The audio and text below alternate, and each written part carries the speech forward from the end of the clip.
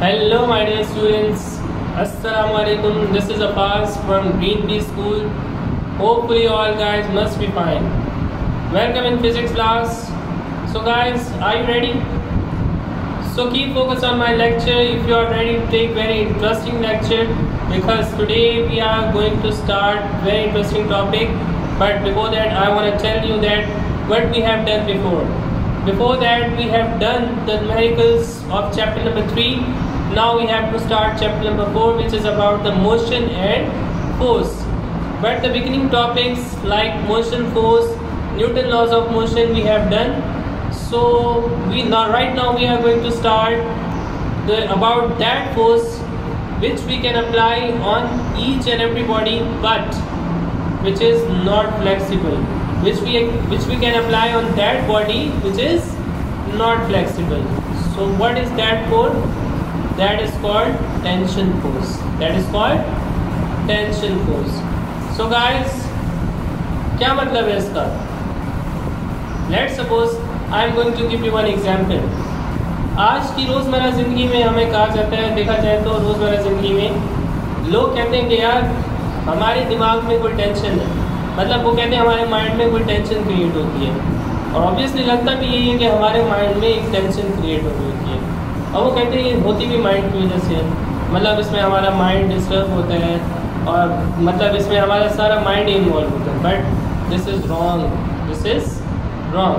देखिए, माइंड में तो डिस्टर्बेंस क्रिएट होती है ऑब्वियसली, लेकिन उसको हम टेंशन नहीं कह सकते। अंडरस्टूड?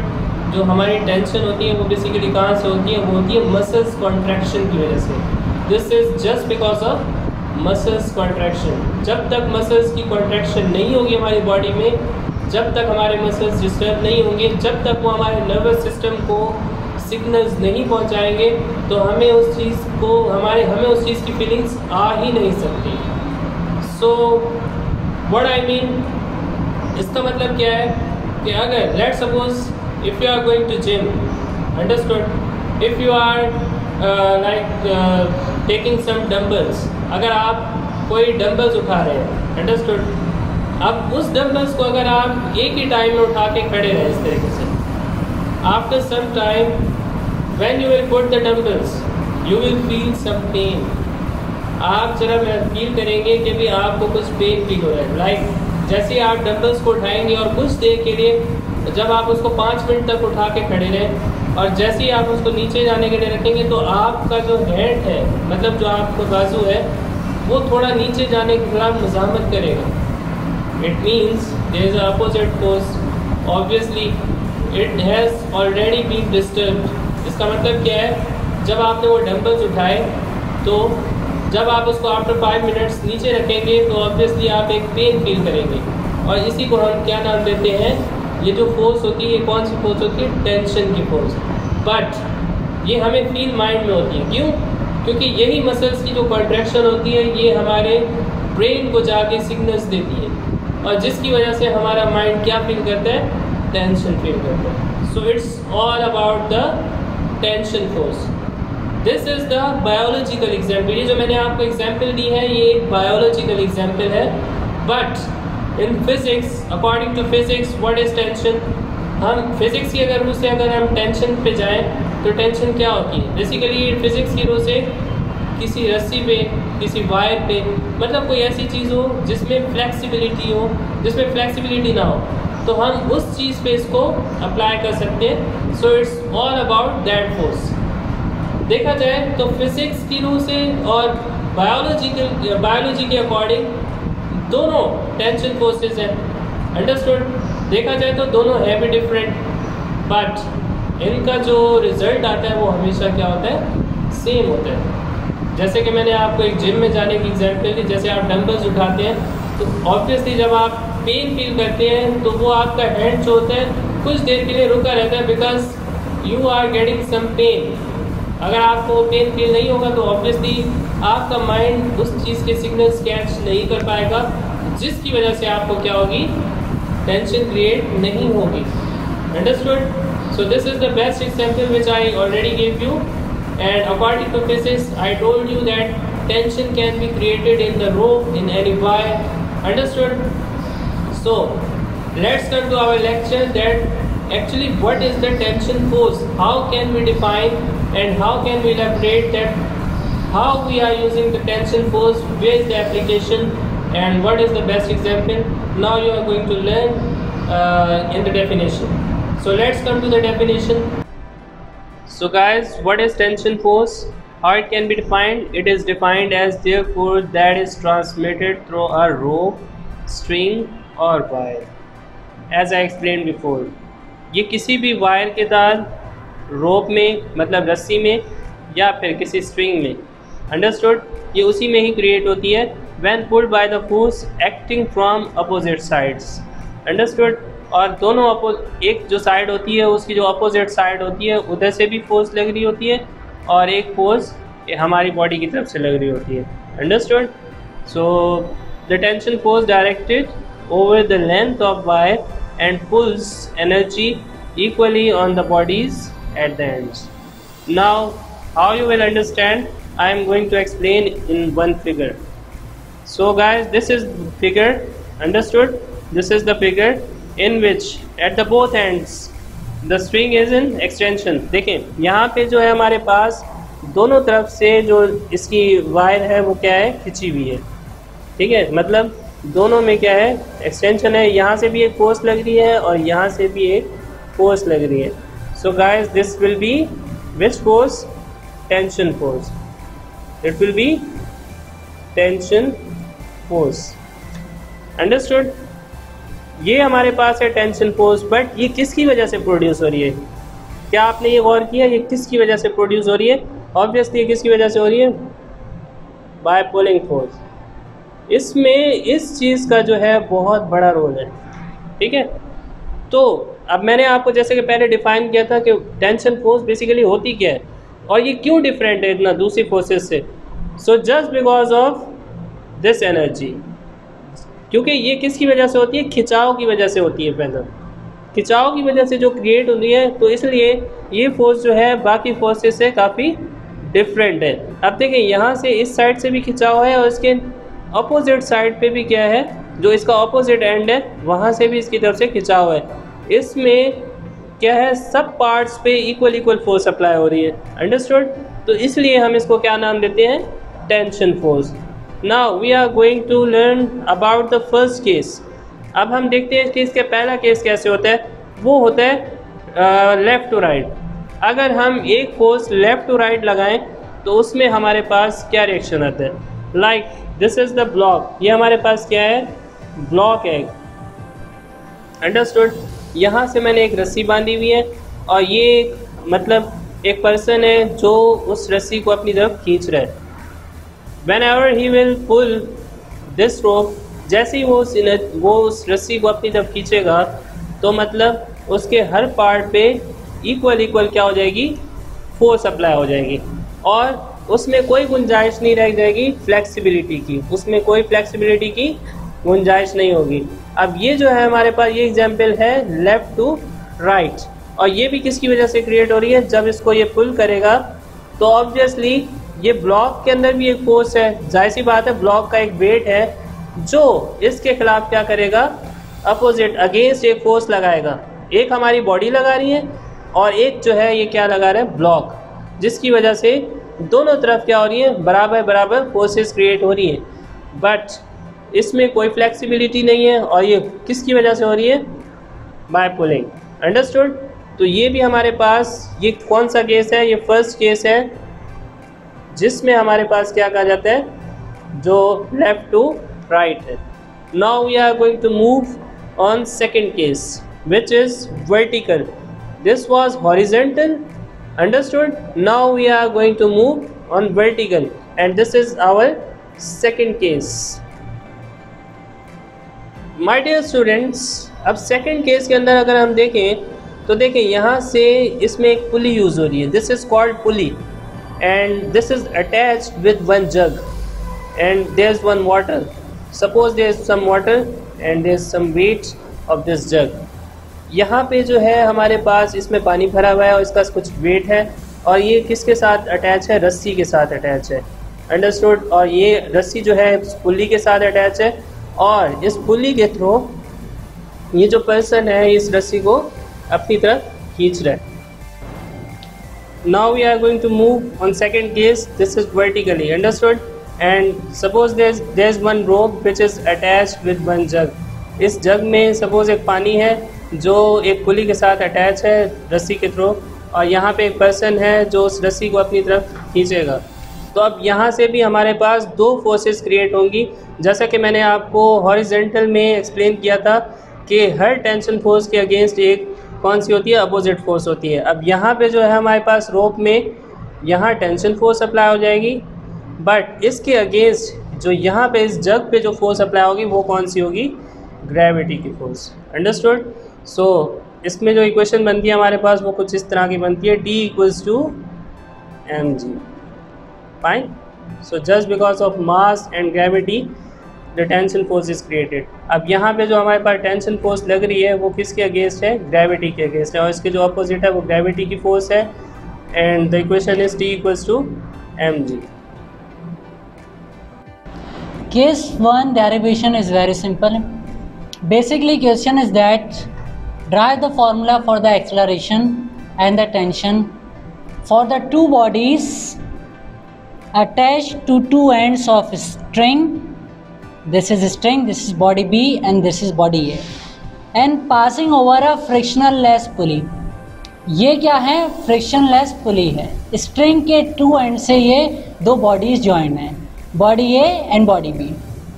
तो सबसे पहले हमें चेक करना पड़ेगा कि दोनों बॉडीज़ के ऊपर फोर्सेस क्या लग रही हैं। सबसे पहले तो हमें, अगर मैं कहूँ कि बॉडी ए का मास है m1 और बॉडी बी का मास है m2, ठीक है।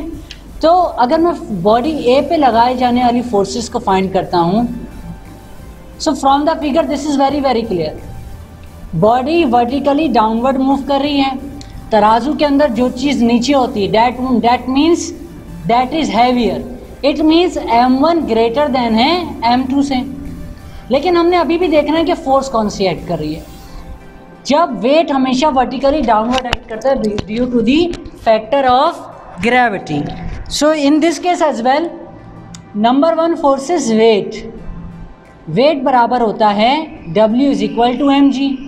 अगर मैं कहता हूँ ये W1 है बॉडी ए का वेट, तो ये बराबर हो जाएगा m1g के। ये कहाँ ऐड कर रहा है, ये ऐड कर रहा है वर्टिकली डाउनवर्ड। अब जब यहाँ से वेट एक्ट करने लगा तो इसके अपोजिट में स्ट्रेच हो गई रोप।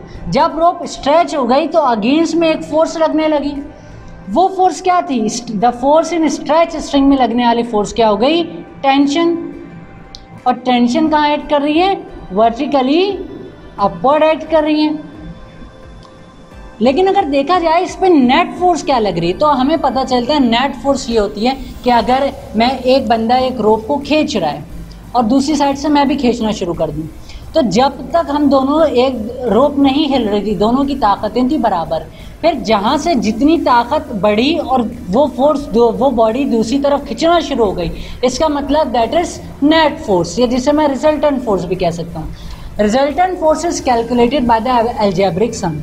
अब एल्जेब्रिक सम के लिए मुझे पहले चेक करना है कि whether the weight is more और the tension is more, weight force ज़्यादा है या टेंशन फोर्स ज़्यादा है। तो ज़्यादा इस तरीके से पता चलेगा कि बॉडी किस डायरेक्शन में मूव कर रही है। अगर बॉडी ए ऊपर जा रही होती, इसका मतलब टेंशन ज़्यादा होती क्योंकि टेंशन ऊपर ऐड कर रही है, लेकिन बॉडी नीचे आ रही है, that means weight is greater. तो मैं करूँगा क्या, इसके वेट में से टेंशन को माइनस कर दूंगा, that is algebraic form sum of two forces acting on body A. अगर मैं F की वैल्यू मुझे पता है न्यूटन के सेकेंड लॉ से, F is equal to ma, body 1 पे लग रही है तो हो जाएगी m1a। ये हमें पता है किसके बराबर होता है, m1g माइनस t के। This is our simplest equation 1। फिर इसी तरह मैं फोर्सेस मालूम कर लेता हूँ बॉडी बी पे, फोर्सेस ऑफ बॉडी बी। अच्छा, बॉडी बी पे भी वही दो फोर्सेस लग रही हैं। नंबर 1 वेट, इसका वेट क्या हो जाएगा W2, क्योंकि इसका मास क्या है m2g। ये वेट हमेशा वर्टिकली डाउनवर्ड ही एक्ट करता है, वेट हमेशा वर्टिकली डाउनवर्ड एक्ट करेगा। अगर वेट वर्टिकली डाउनवर्ड एक्ट करेगा तो उसके अगेंस्ट में कौन सी फोर्स एक्ट करेगी, टेंशन फोर्स एक्ट करेगी। और टेंशन कैसे एक्ट करेगी, vertically upward. I'm explaining mostly in Urdu because I don't want any confusion in that. अच्छा, अब टेंशन वेट कर एक्ट कर रही है वर्टिकली अपवर्ड, वेट एक्ट कर रहा है vertically downward. Now just look at the motion of body B. Body B ऊपर जा रही है, दैट मीन्स टेंशन यहाँ पे ज़्यादा है. किसके मुकाबले में? वेट के मुकाबले में. दैट मीन्स इसकी जो नेट फोर्स बनेगी वो बनेगी tension minus weight. And the net force हमें पता है किसके बराबर है? m2a t और w2 बराबर है m2g के. This is our second equation. Now first task is find the acceleration. अब मैं इस पूरे सिस्टम की एक्सेलरेशन फाइंड कर सकता हूँ. कैसे? Adding equation 1 and equation 2. Equation 1 और इक्वेशन 2 को ऐड करा दो. इक्वेशन ऐड करने का रूल, लेफ्ट साइड में ऐड करेंगे लेफ्ट साइड की value and in the right side I will add the value of right side. So minus t plus t cancel, a is the common factor here. So what is m1 plus m2 is remaining. Here the common factor is g. The remaining is m1 minus m2. My object is to find a. मुझे find करना है acceleration. तो m1 plus m2 यहाँ multiply का था, उस side पे shift कर देंगे तो किसका हो जाएगा? डिवाइड का हो जाएगा. That is the acceleration of the system. Now for tension. Tension कोई ज़्यादा टेंशन नहीं देगी आप लोगों को, आराम से फाइंड हो जाएगी. So dividing equation 1 and equation 2. Equation 1 और 2 को क्या कर देते हैं? डिवाइड कर देते हैं, वो खुद डिवाइड हो जाएगी. तो m1a m2a और इस साइड पे m1g माइनस t और इस साइड पे t माइनस m2g. कोई हार्ड एंड फास्ट रूल लगाया ही नहीं हमने. a से a कैंसिल. अब क्या कर देंगे? Cross multiplication. ये चला जाएगा इधर मल्टीप्लाई होने, ये आ जाएगा इधर मल्टीप्लाई होने. m1 मल्टीप्लाई हो जाएगा t माइनस m2g से एंड हेयर m2 मल्टीप्लाई हो जाएगा m1g माइनस t से. This thing is clear. Now m1 multiply by t हो गया m1t, m1 multiply by m2g m1 m2g. यहाँ पे भी वही बात हो जाएगी m1 m2g. इधर क्या हो जाएगा? m2t. अब क्या कर लेते हैं? टी वाले एक तरफ कर देते हैं, बगैर टी वाले एक तरफ. भाई अलग बहनें अलग. m1t या m2t माइनस का था, उस साइड पे आ जाएगा तो m2t क्या हो जाएगा? प्लस का हो जाएगा. इस साइड पे m1 m2g माइनस का है, वहाँ जाएगा तो क्या हो जाएगा? प्लस का हो जाएगा. घर से बाहर इसकी बहुत इज्जत है, घर में माइनस का ही है. अच्छा भाई, t क्या हो जाएगा? Common factor. तो बचेगा क्या? इधर से बचा m1 और इधर से क्या बच गया? m2. एक m1 m2g और दूसरा m1 m2g. तो टोटल कितने हो गए m1 m2g? मैं लिख सकता हूँ 2m1 m2g. फाइंड क्या करना था? Tension t. तो टेंशन t बगैर टेंशन के फाइंड हो गया बिल्कुल. m1 प्लस m2 इधर मल्टीप्लाई का है, इसके कदमों में भेज देंगे हम, हो जाएगा m1 m2t. इसके कदमों में गिरते ही हमारी डेरिवेशन क्या हो गई? सॉल्व हो गई. Now case 2 is little bit different in understanding but easy in driving. Drive करने में आसान रहता है, समझने के लिए बस थोड़ा सा कॉन्सेप्ट एक चेंज है. यानी ये दो बॉडीज़ हैं जो अटैच हैं, ये 2 एंड्स ऑफ स्ट्रिंग से. ठीक है, ये है बॉडी A और दूसरी है हमारे पास बॉडी B. लेकिन जो बॉडी B हमारे पास इस बार वो सस्पेंड नहीं हो रही. पिछली बार दोनों वर्टिकली सस्पेंड हो रही थी. इस बार बॉडी बी जो है हमारे पास वो रेस्ट कर रही है एक फ्रिक्शनल लेस स्मूथ सरफेस के ऊपर. ठीक है, और यहाँ से हमारी जो बॉडी ए है ये फ्रीली सस्पेंड हुई हुई है. तो यहाँ पे हम पहले स्टार्ट वहीं से करेंगे कि हम सबसे पहले फोर्सेस मालूम करेंगे अपनी बॉडी ए के ऊपर. तो बॉडी ए के ऊपर जैसा हम देख सकते हैं, जैसा केस 1 में था वैसी ही शक्ल हमें अभी भी दिखाई दे रही है बॉडी ए की. दैट मीन्स बॉडी ए पे वही दो फोर्सेस लग रही हैं. नंबर 1 उसका वेट है जो बराबर है m1g के और एक्ट कहाँ कर रहा है? वर्टिकली डाउनवर्ड एक्ट कर रहा है. अब ये वर्टिकली डाउनवर्ड एक्ट कर रहा है, इसका wait W1 vertically downward act कर रहा है, तो उसके अगेंस्ट में क्या लग रही होगी? टेंशन फोर्स लग रही होगी. टेंशन फोर्स ये कहाँ एक्ट कर रही होगी? वर्टिकली अपवर्ड एक्ट कर रही होगी।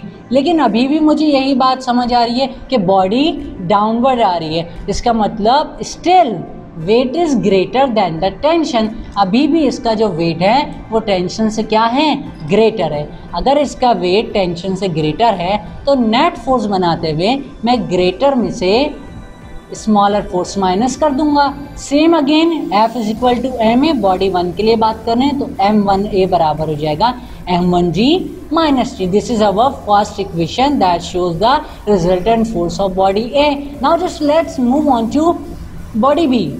अच्छा, बॉडी बी पे इस बार कहानी थोड़ी चेंज हो गई है। Previously there were two forces acting on body B. पिछले केस के अंदर एक थी टेंशन, दूसरी थी वेट। अच्छा, अब दूसरी बात यह है, अगर मैं बोलूँ मुझे ये पेन उठाना है तो पेन उठाने के लिए मुझे कितनी फोर्स लगानी होगी। The weight equal to the, if you want to lift any body you should have to apply the weight force equal to the weight of the body. किसी भी चीज़ को उठाने के लिए उतनी फोर्स लगानी पड़ती है कि जितना उसका वेट होता है। अगर यहाँ पे ये स्मूथ सरफेस ने इस बॉडी का वेट उठाया हुआ है, इसका मतलब ये सरफेस, अगर ये सरफेस के ऊपर W फोर्स लगा रहा था बॉडी भी, तो इसने उसी के अगेंस्ट में फोर्स लगाई। यानी ये जो वुडन, जो भी अगर मैं बोलूँ बेंच रखी हुई है ये, इसने वो कौन सी फोर्स लगाई, रिएक्शन फोर्स लगाई।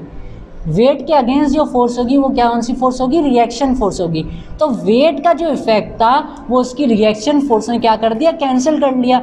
जाहिर सी बात है, अगर मैं नॉर्मली भी बात करूं, क्या ये बॉडी भी ज़मीन पे गिर सकती है जब तक ये इस टेबल के ऊपर रखी है? बिल्कुल नहीं गिर सकती, क्योंकि इसके ऊपर अभी उसका वेट एक्ट ही नहीं कर रहा, ग्रेविटी इस पर एक्ट ही नहीं करेगी। क्यों एक्ट नहीं करेगी? क्योंकि इसके वेट को उठाया हुआ है या बैलेंस किया हुआ है रिएक्शन फोर्स ने, दोनों अपोजिट डायरेक्शंस में। यानी यहाँ पे भले ये दो फोर्सेस एक्ट तो कर रही हैं, लेकिन इन दोनों ने अपने इफेक्ट को, एक दूसरे के इफेक्ट को कैंसिल कर दिए। यानी यहाँ पे जो करता धरता इस खानदान का रहेगा वो रहेगी टेंशन। यानी यहाँ पे सिर्फ एक फोर्स होगी रिजल्टेंट फोर्स, वो कौन सी फोर्स होगी, टेंशन, जो कि चच्चा बॉडी ए की वजह से यहाँ पे मौजूद होगी, जिन्होंने बहुत टेंशन दी हुई है बॉडी बी को। बाकी बॉडी बी का जो वेट था एक्ट कर रहा था वर्टिकली डाउनवर्ड, और जो इसकी रिएक्शन फोर्स थी, रिएक्शन फोर्स बाय सरफेस, जो ये सरफेस लगा रही थी, एक्टिंग वर्टिकली अपवर्ड। अच्छा, वर्टिकली अपवर्ड ये ऐड करी। मुझे पता है W का जो इफेक्ट था W2 का, that is cancelled by reaction force R. So now the only responsible force, that is third force, body B के लिए the only responsible force is tension. तो यहाँ पे अगर मैं net force निकालूँ, let's suppose the net force will be equal to T, तो मैं लिख सकता हूँ M2A is equal to T. This is the second equation in the simplest form. Now again the same procedure I am going to apply for the acceleration, adding equation 1 and equation 2. So now M1A plus M2A, that is M1G minus T, and here is plus T. So plus T and minus T cancel. A is the common factor here. The remaining things M1 plus M2. Here is M1G. I want to find A. So I can shift M1 plus M2 to another side. यहाँ पे multiply का था, वहाँ जाएगा तो उसके कदमों में गिर जाएगा. So now this is acceleration. Tension तो यहाँ पे बहुत आसानी से फाइंड हो जाएगी। जाहिर सी बात है, बहुत टेंशन है उसे, तो जल्दी से अपनी टेंशन बता देगी ये बॉडी। तो अपनी टेंशन इस तरीके से बताएगी, just putting the value of A in equation 2. Equation 2 में आपने वैल्यू पुट कर देनी है A की। मासूमाना तरीका है इसको फाइंड करने का। तो A लिखा था, A की जगह A शरीफ की वैल्यू पुट कर देता हूँ मैं। So this is M1 plus M2 and now this is equal to T. So M1 multiplied by M2G, M1 M2G T, and here is M1 plus M2. Solution यहाँ से भी simple है। ये अगर T बिल्कुल बुरा नहीं मानेगा कि T को इस साइड पे लिख दूँ और M1 m2g को उस साइड पे लिख दूँ। जब कोई बुरा ही नहीं मान रहा, that means our derivation has been solve और drive. So guys, this was our today lecture. Hopefully you understood. This was very interesting. बहुत ही इंटरेस्टिंग टॉपिक था जो आपने पढ़ा, बट नाम इसका टेंशन है, तो आपने इसको टेंशन देनी है बाय डूइंग प्रैक्टिस। जब तक आप प्रैक्टिस नहीं करेंगे तो ये टेंशन आपको ही टेंशन दे देगी। अगर इस टेंशन से बचना चाहते हैं, दिखने में बज़ाहिर इसकी जो डेरिवेशंस है बहुत ही लेंदी हैं, but if you will keep practice तो इस बात की श्योरिटी मैं देता हूँ कि आप इस टेंशन को टेंशन दे देंगे। तो अगर आप इस टेंशन से बचना चाहते हैं, so just keep practice and this is very easy. Just you have to remember the steps, and if you want to remember the steps, that what is the thing you need to do, practice. So this was our today lecture. Hopefully you understood, and inshallah in the higher classes like in first year and second year you will learn more information, more explanation about this tensile force, and that is given by our great scientist, that is Pascal। एक हमारे great scientist हैं जो जिनका नाम pascal से जाना जाता है। उन्होंने मज़ीद इसको explain किया हुआ है और बहुत अच्छे तरीके से और बहुत ही एग्जाम्पल्स के साथ और अपनी एक्सपेरिमेंटल बेसिस की बुनियाद पे उन्होंने इसको बहुत अच्छे से एक्सप्लेन किया है। But till your class this is enough, I think. So hope you better understand. Inshallah we'll meet in the next video. Till then, stay safe and Allah Hafiz.